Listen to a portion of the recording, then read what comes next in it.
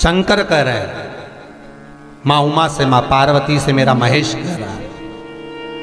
मेरा बाबा भोलेनाथ, मेरा बाबा विश्वनाथ, मेरा त्रिकालदर्शी कैलाशी अविनाशी कह रहा है कि हे पार्वती,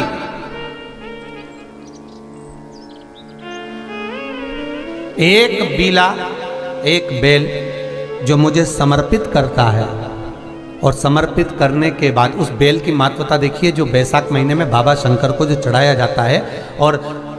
1000 अश्वमेध यज्ञ का पुण्य फल हम प्राप्त कर लेते हैं मात्र एक फल चढ़ाकर, मात्र एक फल चढ़ाकर। हे पार्वती, संसार का मनुष्य जब मुझे वो बेलपत्र समर्पित कर, वो बेल का फल समर्पित करता है, पार्वती वो फल जो मुझे चढ़ता है, फिर मैं भले नर्मदा के जल से निकला हुआ कंकर शंकर क्यों ना हूं,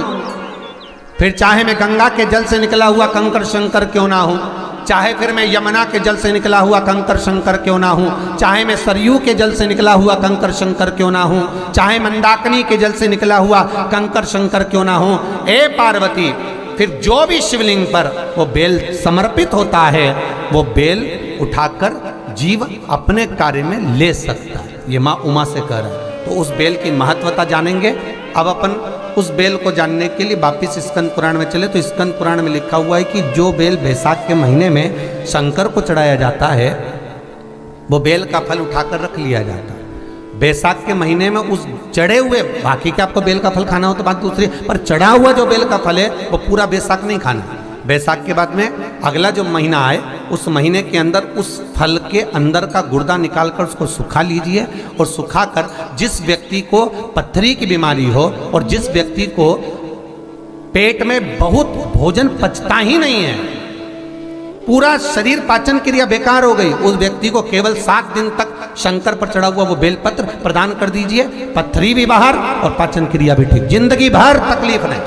उस बैसाख में उस फल की इतनी महत्वता बाबा भोलेनाथ स्कंद पुराण, लिंग पुराण, नर्मदा पुराण, पद्म पुराण के अंतर्गत, शिव महापुराण के अंतर्गत वर्णन कर, उसकी महत्वता है। वो बेल का फल साधारण नहीं हो सकता।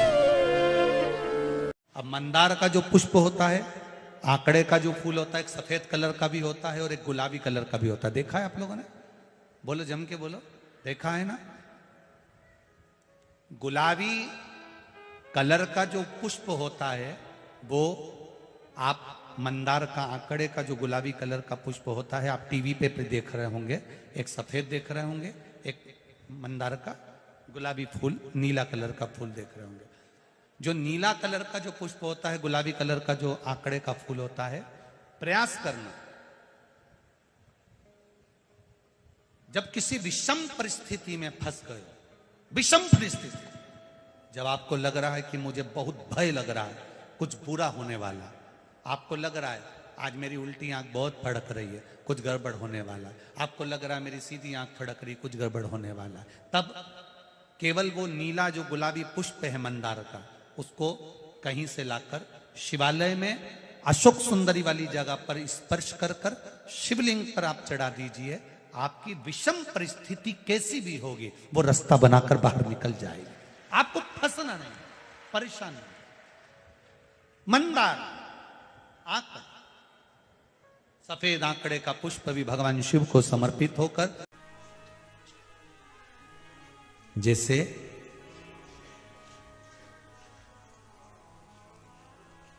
बेले के फल का गुर्दा, बेल का जो फल होता है, बेलपत्री का फल, उसका जैसे गुर्दा, उसके अंदर का जो भाग होता है बेल का, वो गुर्दा,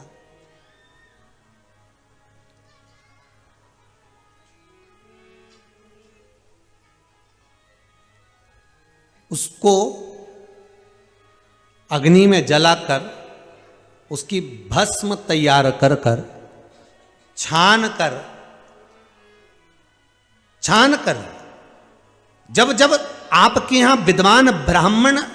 शिव जी का अभिषेक कराते हैं, पूजन कराते हैं, तो उसमें लिखते हैं पूजन के साहित्य में, बेलपत्री, धतूरा, दुर्वा, ये उसमें नीचे लिखेंगे भस्म। लिखते कि नहीं लिखते? लिखते हैं ना, भस्म अभिषेक में चाहिए रहती है, तब उस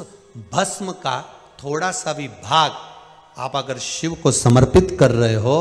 तो ये जान लें कि शंकर मनवांछित फल प्रदान कर रहे हैं, शिव फल प्रदान कर रहे हैं।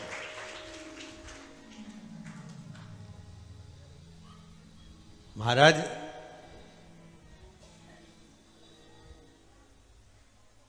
बेलपत्री के वृक्ष के नीचे बैठकर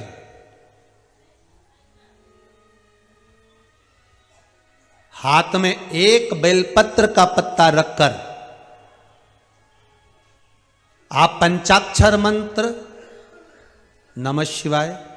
ओम नमः शिवाय या श्री शिवाय नमस्तुभ्यम या महामृत्युंजय मंत्र का स्मरण कर रहे हो, पर डंडी का भाग अपनी ओर, बेलपत्र की बीच वाली पत्ती का भाग बीच वाली उंगली की ओर रखकर अगर आप स्मरण कर रहे हैं और अपनी कामना कर कर बेलपत्री के वृक्ष के नीचे बैठकर उस पत्ते को सम्मुख रखकर बाबा से विनय कर कर एकांत में उस बेलपत्री के वृक्ष की छांव में, बेलपत्री के वृक्ष की छांव आप कामना कर कर उस पत्ते को शंकर भगवान के ऊपर समर्पित कर रहे हैं, तो ये जान कर रखें कि पार्वती और शिव का मिलन करवा रहे हैं और अपनी मनवांछित फल कामना पूर्ण करवा रहे हैं। क्योंकि शिव और पार्वती का जब मिलन होता है, शंकर पार्वती जब एक दूसरे के सम्मुख में होते हैं, शिव और पार्वती जब एक दूसरे के सामने अपने बच्चों के कारण एक दूसरे के सम्मुख में आते हैं, तो उनके चेहरे पर प्रसन्नता का भाव आ जाता है। फल, मनवांचित फल की कामना आप जिस कामना के लिए कर रहे हो, विवाह के लिए, नौकरी के लिए, सर्विस के लिए, व्यापार के लिए, रोग मुक्ति के लिए, आप जिस कामना से कर रहे हो, ईश्वर महादेव जो व्यक्ति पथ भ्रष्ट हो जाए, जैसे मदिरा के नशे में पड़ गया, कहीं जुए में पड़ गया, कहीं मांसाहार में पड़ गया, कहीं व्यसन में पड़ गया, कहीं गलत काम में अगर कोई जा रहा है, तो श्रंभेश्वर महादेव के नाम से काली तिल भगवान शिव को समर्पित करी जाती है। महाराज काली तिल को वापस उठाकर ले आते हैं, उसी काली तिल को जो मदिरा का नशा करने वाला होता है या जो गलत व्यसन में डूबा हुआ होता है, उसको वो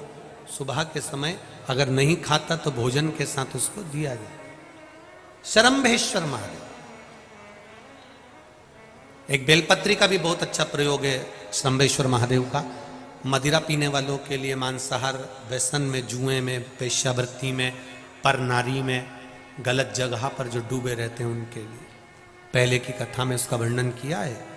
बेलपत्री का। श्रंभेश्वर महादेव, एक बार सब बोलेंगे, कौन से महादेव? श्रंभेश्वर महादेव।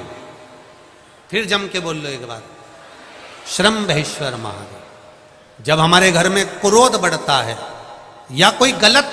कार्य में जाने लगता है, तो श्रंभेश्वर महादेव का हमें शरणागति लेना चाहिए, श्रंभेश्वर महादेव का पूजन करना चालू कर देना चाहिए। कई लोग कहते हैं महाराज जी श्रंभेश्वर महादेव का मंदिर कहाँ मिलेगा, हम कहाँ पूजन करने जाए? कहीं नहीं जाना,